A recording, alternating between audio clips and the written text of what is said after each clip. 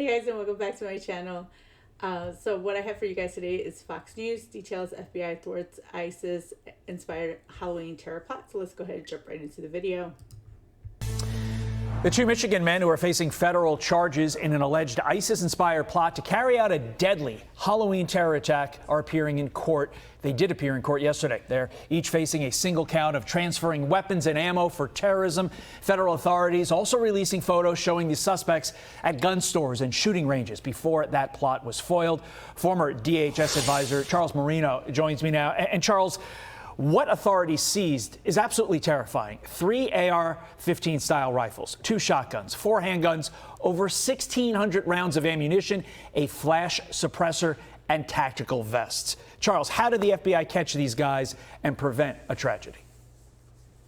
You know, the FBI did a great job getting on this case very early based on online indicators, in addition to other evidence to thwart this attack from happening. So good work on the FBI. But the bigger picture for the American public is that radical Islamic extremism is alive and well in the United States. And it's tied to that failed experiment of unchecked mass migration into the country.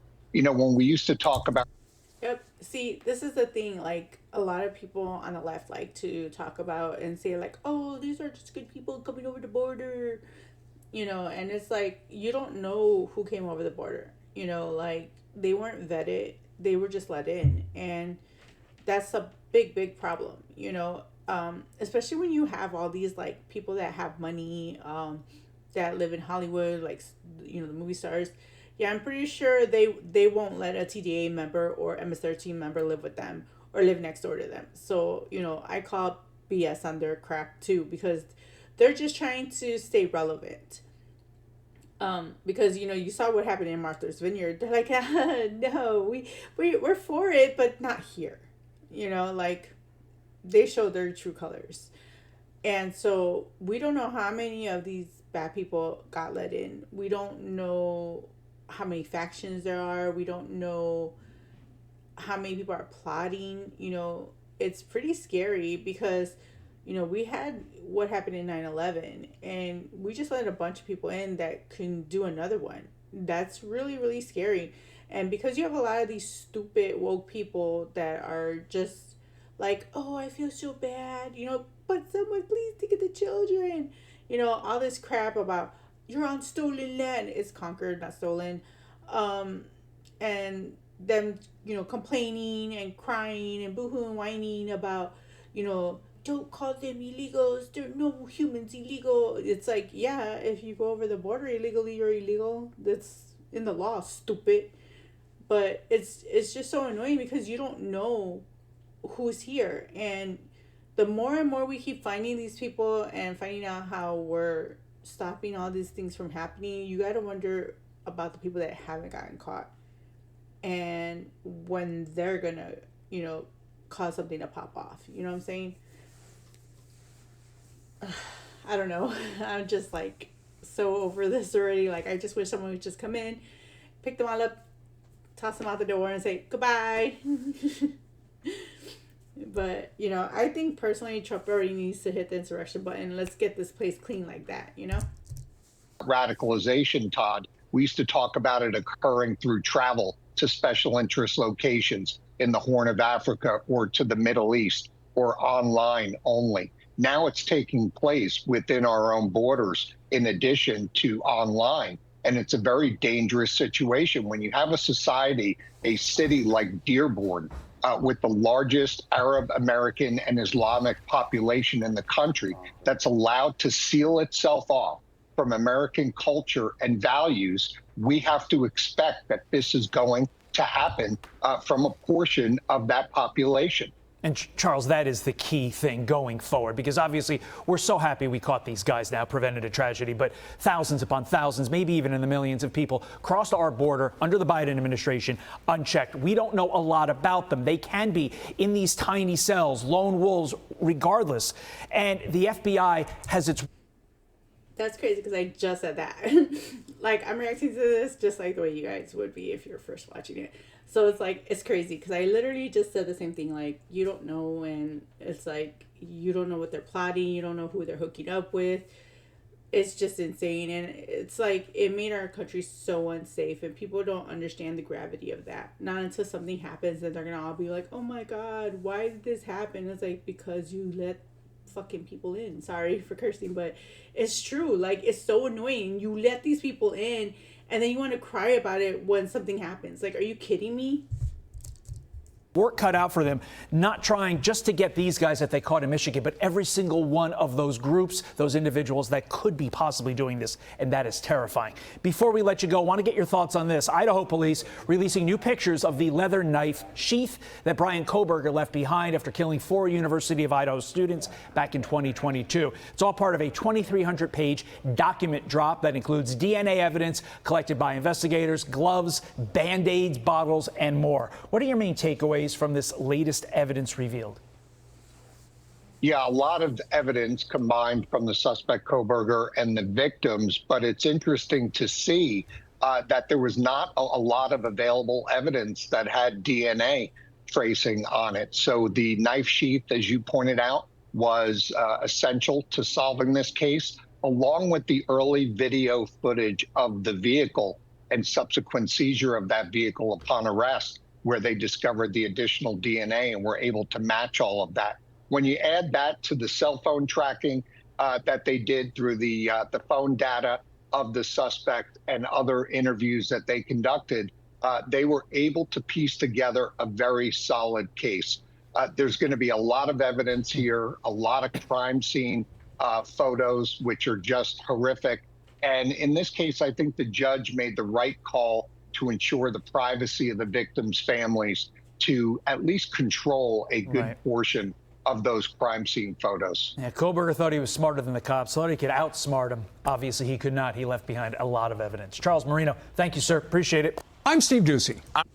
So that's what we have so far in regards to the details about the ISIS-inspired Halloween terror plot. I do have this article that kind of details a little bit more information. This is from NBC News. 2 Michigan men charged in alleged Halloween terror plot.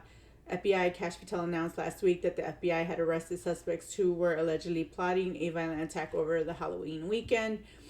So in this article, they do talk about 2 of the suspects that are facing federal charges Monday of planning a terror attack over Halloween weekend in Michigan after federal investigators say they found over 1,600 rounds of ammunition, multiple firearms, tactical vests in the raids of their home and storage units. So we kind of already know this. So let's go ahead and jump down to where it talks about who they are. Muhammad Ali and Majed Mahmoud, I hope I'm saying it right, are charged with receiving and transferring and attempting and conspiring to transfer firearms and ammunition, knowing and having reasonable cause to believe that the firearms and ammunition would be used to commit a federal crime of terrorism. They are expected to appear in court on Monday afternoon. According to the complaint, Ali and unnamed juvenile were referenced in a third-party communication from July to October of this year. The conversation stated that the brothers were planning to conduct an attack on behalf of the Islamic State terrorist group. Ali alleged purchase of a shotgun, AR-15 style rifle, and other firearms accessory in August and September. The same time, the third-party conversation refers to an attack, according to the complaint. One of the accessories he purchased was a force reset trigger that allows a shooter to increase the rate of fire in a semi-automatic weapon. The complaint alleges Muhammad alleged also purchased an AR-15 style rifle in September and then bought more than 1,600 rounds of ammunition.